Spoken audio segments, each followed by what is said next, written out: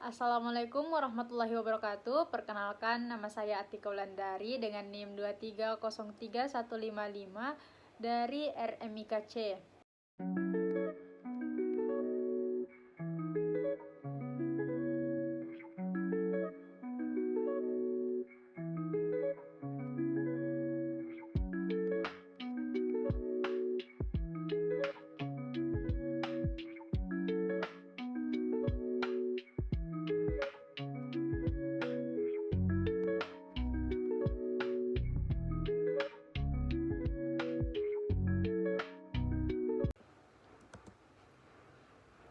Ini adalah lokasi Stikes Panakukang yang ada di Google Maps.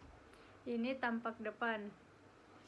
Stikes Panakukang Makassar menawarkan 5 program studi, yaitu D3 Keperawatan, D3 Rekam Medis dan Informasi Kesehatan, S1 Keperawatan, Professioners, dan S1 Administrasi Rumah Sakit. Ini tampak depan dari kampus Stikes Panakukang, biasa juga disebut dengan Gedung 1.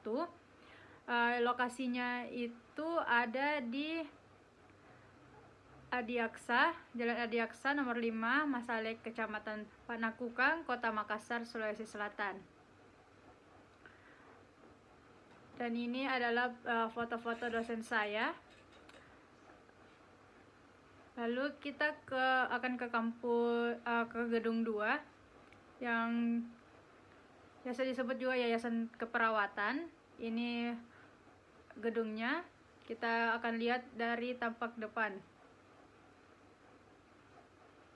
Ya, yang ini Geraha PPNI Sulawesi Selatan, Yayasan Perawat. Alamatnya sendiri Jalan Bau Mangga. Kali ini saya akan menjelaskan tentang di mana saya akan PKL untuk PKL 4 dan 5, dan saya akan tinggal di mana selama PKL berlangsung. PKL 4 di RSUD Nenek Malomo, Sidenreng, Rapang, yang berlokasi Jalan Walter Mongisidi nomor 2. Foto rumah sakitnya seperti ini, bisa dilihat dari depan seperti itu. Lalu kita lihat secara 360 di Google Maps. Ini penampakannya dari gerbang depan. Lalu kita akan telusuri ke ke Puskesmas Pangkajene untuk PKL 5. PKL 5 kita ditempatkan di puskesmas ini. Letak puskesmasnya sendiri itu tidak jauh dari rumah sakitnya, itu di Pangkajene, Kecamatan Maritengae, Kabupaten Sidrap. Ini foto dari puskesmas yang akan saya tempati untuk praktik kerja lapangan 5.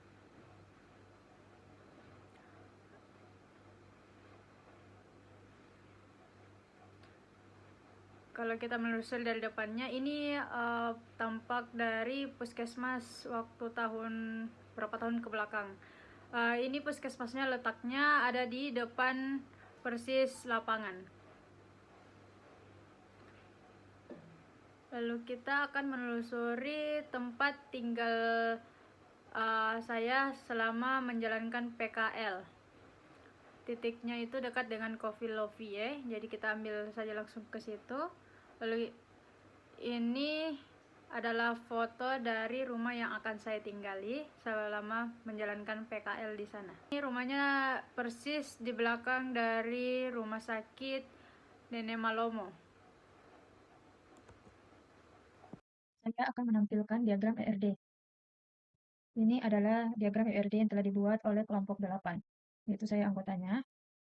Pertama-tama kita ke pasien. Di pasien sendiri memiliki beberapa atribut. Yang pertama itu nama pasien, hubungan, pendidikan, nomor atau telepon penanggung jawab, alamat, agama, nama penanggung jawab, status, tanggal lahir, jenis kelamin pasien, nomor rekam medis, pekerjaan, nomor telepon atau HP pasien. Lalu pasien ini beralih ke TPRJ. TPRJ sendiri itu memiliki 4 atribut. Yang pertama itu nomor rekam medis yang berasal dari pasien di awal, tanggal kunjungan, lalu DPJP, dan poliklinik tujuan. DPJP-nya ini dari dokter. Lalu poliklinik itu ini relasi poliklinik memiliki beberapa atribut. Yang pertama itu resep obat, kode perawat, keluhan anamnesis awal, diagnosa, nomor rekam medis, tindakan riwayat alergi, pemeriksaan penunjang, riwayat penyakit. Lalu untuk pasien rawat jalan beralih ke ruangan. Ruangannya itu bisa nama polikliniknya, seperti poliklinik apa yang tujuannya. Dan di poliklinik itu pasti ada dokter. Dokter sendiri memiliki beberapa atribut. Atributnya itu seperti ini, ada kode dokter, nama dokter, biaya dokter, spesialis, jenis kelamin, nomor telepon, atau HP. Dokter itu sendiri pasti memberikan diagnosa. Diagnosa sendiri memiliki dua atribut, untuk biaya diagnosanya dan nama diagnosanya. Pada saat untuk menentukan diagnosa pasti memiliki tindakan. Tindakannya itu memiliki 4 atribut, nama tindakan, nama alat, biaya tindakan, biaya alat. Lalu dokter sendiri itu di poli kadang dibantu oleh perawat. Di perawat sendiri memiliki 4 atribut, jenis kelamin, nama perawat, kode perawat, dan nomor telepon atau HP. Dari poliklinik diarahkan ke apotik untuk apotik. Lalu di apotik memiliki beberapa atribut, yaitu bentuk kesediaan obat, nomor rekam medis, ketersediaan obat, harga obat, nama obat, dan aturan pakai. Dari apotik diarahkan ke relasi billing. Billing sendiri memiliki beberapa atribut, yaitu nomor RM, biaya dokter, nama petugas kasir, biaya administrasi, biaya laboratorium, biaya alat, biaya tindakan, jenis pembayaran, biaya asuhan keperawatan, dan lain-lain, biaya untuk seluruh pelayanan yang diberikan kepada pasien.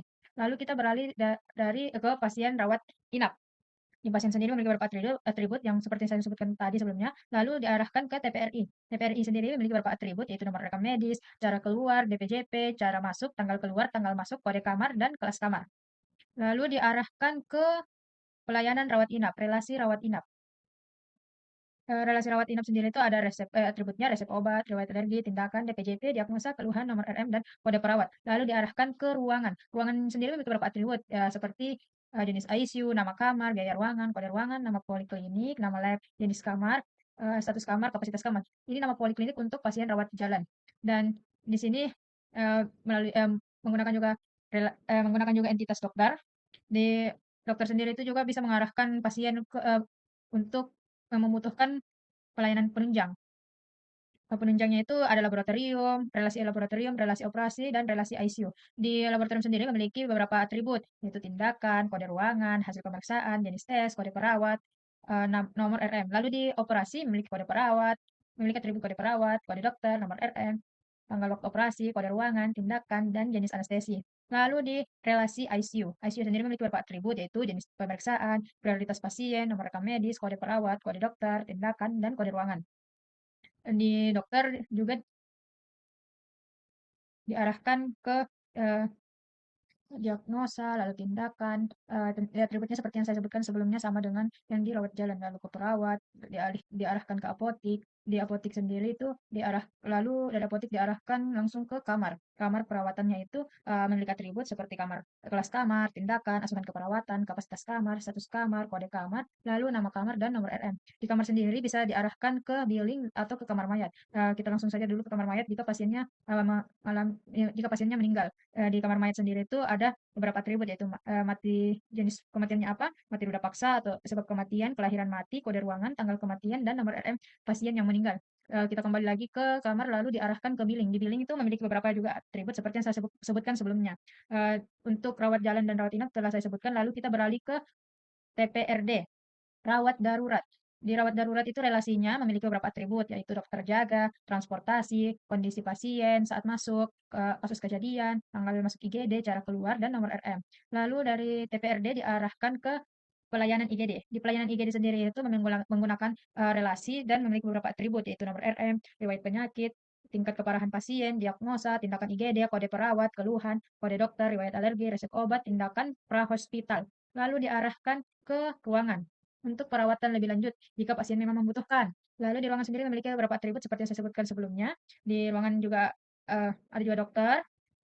Untuk pasien rawat darurat juga membutuhkan dokter, diagnosa, tindakan, dan perawat. Setelah semua prosedur yang diberikan, lalu diarahkan ke apotek untuk pengambilan obat, dan di apotek itu ada beberapa juga atribut seperti saya sebutkan sebelumnya. Lalu jika memang pasien membutuhkan rawat inap, akan diarahkan ke kamar. Jika pasien mengalami kematian akan dibawa ke kamar mayat, dan jika ingin keluar dari rumah sakit akan diarahkan ke billing. Di billing memiliki beberapa atribut dan sudah saya sebutkan sebelumnya. Sekian dari saya untuk diagram ERD. Selanjutnya diagramnya kita akan beralih ke penjelasan diagram DAD rawat jalan. Di bagian rawat jalan, diagram DAD-nya level 0. di bagian entitas eksternal rekam medis ada data poliklinik, data obat, data dokter, data diagnosa, data perawat, dan data tindakan. Dari entitas eksternal eksternal rekam medis akan mengalirkan data ke pendataan atau proses pendataan. Serta dari entitas eksternal TP2RJ akan mengalirkan data registrasi pasien ke proses pendataan. Dari proses pendataan akan mengalirkan data masing-masing ke data store, data registrasi pasien, data poliklinik, data obat, data diagnosa, data tindakan, data dokter, dan data perawat. Masing-masing dari seluruh data store ini akan mengalirkan data ke proses pembayaran. Di proses pembayaran akan mengalirkan data ke data store kunjungan rawat jalan. Dari data store kunjungan rawat jalan akan mengalirkan data ke proses pelaporan. Di proses pelaporan sendiri memiliki 3 laporan. Laporan registrasi pasien, laporan kunjungan rawat jalan, laporan pembiayaan. Lalu dari pelaporan akan mengalirkan data ke entitas eksternal kepala rekam medis. Lalu kita akan lanjut ke DAD rawat inap. DAD rawat inap level 0. Di entitas eksternal rekam medis memiliki lebih banyak data dibanding rawat jalan. Datanya itu ada data kamar, data obat, data dokter, data ruang perawatan, data perawat, data diagnosa, data tindakan, dan data pelayanan rawat inap. Semua itu ada tercakup ke dalam entitas eksternal rekam medis. Dari entitas eksternal rekam medis akan mengalirkan data ke proses pendataan. Dan serta entitas eksternal TP2RI akan mengalirkan data registrasi pasien ke proses pendataan. Dari proses pendataan akan mengalirkan data ke data store, data registrasi pasien, data ruang perawatan, data obat, data kamar, serta data ruang perawatan. Lalu data diagnosa, data tindakan, data dokter, data perawat, dan data pelayanan rawat inap. Masing-masing dari data store ini akan mengalirkan data ke proses pembayaran. Di proses pembayaran akan mengalirkan data ke data store kunjungan rawat inap. Kunjungan rawat inap akan mengalirkan data ke proses pelaporan. Di proses pelaporan ini juga lebih banyak, proses pelaporan di rawat inap ini juga akan lebih banyak dibanding rawat jalan. Seperti laporan registrasi pasien, laporan kunjungan rawat inap, laporan diagnosa, laporan tindakan, laporan ruang perawatan, laporan pembiayaan. Lalu proses pelaporan ini akan mengalirkan data ke entitas eksternal kepala rekam medis. Lalu selanjutnya kita akan membahas diagram DAD rawat darurat. Diagram DAD level 0 rawat darurat. Entitas eksternal rekam medis memiliki data rujukan, data kamar, data obat, data dokter, data diagnosa, data tindakan, data pelayanan rawat darurat, dan ruang perawatan. Entitas eksternal rekam medis ini akan mengalirkan data ke proses pendataan, serta TP2RD entitas eksternalnya akan mengalirkan data registrasi pasien ke proses pendataan. Dari proses pendataan akan mengalirkan data ke data store, data registrasi pasien, data ruang perawatan, data obat, data kamar, data rujukan, data diagnosa, data tindakan, data dokter, dan data pelayanan rawat darurat. Masing-masing dari data store semua ini akan mengalirkan data ke proses pembayaran. Dari proses pembayaran akan mengalirkan data ke data store kunjungan rawat darurat. Data store kunjungan rawat darurat akan mengalirkan data ke proses pelaporan. Di proses pelaporan ada beberapa jenisnya, yaitu laporan registrasi pasien, laporan rujukan, laporan kunjungan rawat darurat, laporan diagnosa, laporan tindakan, dan laporan pembiayaan. Dari proses pelaporan ini akan mengalirkan data ke ke entitas eksternal kepala rekam medis. Selanjutnya saya akan menjelaskan tentang diagram use case sistem informasi rawat jalan, rawat inap, dan IGD. Di sini aktornya sendiri itu ada pasien, dokter, perawat, petugas lab, lalu petugas kasir, apoteker, nurse station, dan administrasi. Di sini ada bagian sistem informasi bagian instalasi gawat darurat, rawat inap, dan rawat jalan. Pasien sendiri akan melakukan perannya itu jalur perannya akan berwarna kuning kecoklatan. Lalu jalur peran dokter akan berwarna hitam, jalur peran perawat ada berwarna biru, dan jalur untuk peran petugas lab ada warna coklat. Lalu selanjutnya untuk jalur peran petugas kasir itu warna biru agak muda. Lalu aktor apoteker jalur perannya itu ada berwarna ungu, dan nurse station itu jalur perannya ada berwarna hijau, dan administrasi jalur perannya itu berwarna merah. Serta ini ada use case itu sendiri yang berbentuk begini, itu abstraksi dan interaksi antara sistem dan aktor. Di sini seluruh sistem yang berbentuk begini adalah telah bersentuhan dengan aktor, lalu telah berinteraksi dengan aktor. Lalu ini extend. Extend itu sendiri menunjukkan bahwa suatu use case merupakan tambahan fungsional dari use case lainnya jika suatu kondisi terpenuhi. Ini adalah tambahan dari sini. Seperti di pendaftaran rawat inap itu pasti ada data DPJP awal dari pasien. Lalu dari ini yang jalur putus-putus warna pink itu adalah include. Include sendiri itu adalah menunjukkan bahwa suatu use case seluruhnya merupakan fungsionalitas dari use case lainnya. Jadi dari sini akan saling berhubungan untuk dapat login ke pusat data yang diinginkan oleh pengguna masing-masing yang dipegang. Selanjutnya kita ke diagram sequence rawat inap. Seperti sebelumnya, ini adalah aktor dan pasien akan menjadi aktor. Pertama-tama itu pasien akan memberikan surat rawat inap kepada bagian register dan register akan menginput identitas pasien. Lalu, bagian register akan memvalidasi data dan membuat status rawat inap ke bagian ruangan. Dan dari ruangan akan mengirimkan data konfirmasi ketersediaan kamar dan kelas yang tersedia. Lalu, bagian register akan meneruskannya untuk menentukan kamar dan memberikan gelang kepada pasien atau aktor. Lalu, pasien atau aktor akan menuju ruangan rawat inap. Dan dari ruangan itu akan menerima pasien dan melakukan orientasi ruangan. Serta dari dokter, dokter akan melakukan pemeriksaan awal atau anamnesis serta tindakan lebih lanjut yang dibutuhkan oleh pasien. Dokter juga akan memberikan permintaan pemeriksaan penunjang jika dibutuhkan dan diarahkan ke pihak laboratorium. Lalu dari pihak laboratorium akan melakukan pemeriksaan penunjang kepada pasien. Lalu dari laboratorium akan mengirimkan hasilnya kepada dokter yang memberikan permintaan pemeriksaan. Lalu dokter akan menginstruksikan perawat lebih lanjut sesuai hasil pemeriksaan penunjang yang diberikan kepada perawat. Lalu dari perawat akan melakukan tindakan keperawatan lebih lanjut. Lalu dari dokter juga akan membuat resep obat dan diberikan kepada perawat. Lalu perawat akan mengajukan permintaan obat dari resep dokter kepada bagian farmasi. Dan pasien akan mengambil obat ke bagian farmasi. Lalu farmasi akan menyiapkan dan menyerahkan obat kepada pasien. Lalu bagian perawat akan menyiapkan administrasi pulang jika semua prosedur telah dilakukan atau semua prosedur yang dibutuhkan oleh pasien telah dilakukan. Lalu menyiapkan administrasi pulang dan pasien dan pihak kasir akan menyiapkan rincian biaya prosedur yang telah dilakukan terhadap pasien, lalu pasien akan melakukan pembayaran sesuai rincian biaya yang diberikan oleh pihak kasir, lalu kasir akan menerbitkan kwitansi bukti pembayaran pelunasan kepada pasien. Saya akan menjelaskan diagram sequence bagian rawat jalan. Di rawat jalan sendiri itu pasien menjadi aktornya. Di sini pasien menjadi aktor itu akan melakukan pengambilan nomor antrian di bagian sistem antrian, lalu sistem antrian akan menginput nomor antrian ke sistem pendaftaran pasien di bagian registrasi. Lalu, pasien akan menyerahkan data diri, kartu berobat, dan nomor antrian ke bagian sistem registrasi. Sistem registrasi juga akan mengembalikan data diri, kartu berobat, nomor antrian, dan mengarahkan ke poliklinik, dan mengarahkan pasien ke poliklinik. Sementara juga, sistem registrasi akan mengirimkan data identitas pasien ke poliklinik. Di pasien selanjutnya, poliklinik akan memanggil pasien untuk pemeriksaan.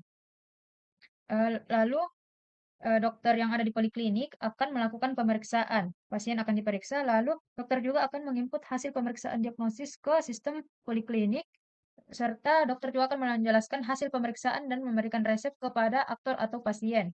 Lalu, pasien akan membawa lembaran resep obat yang diresepkan oleh dokter sebelumnya ke bagian apotik.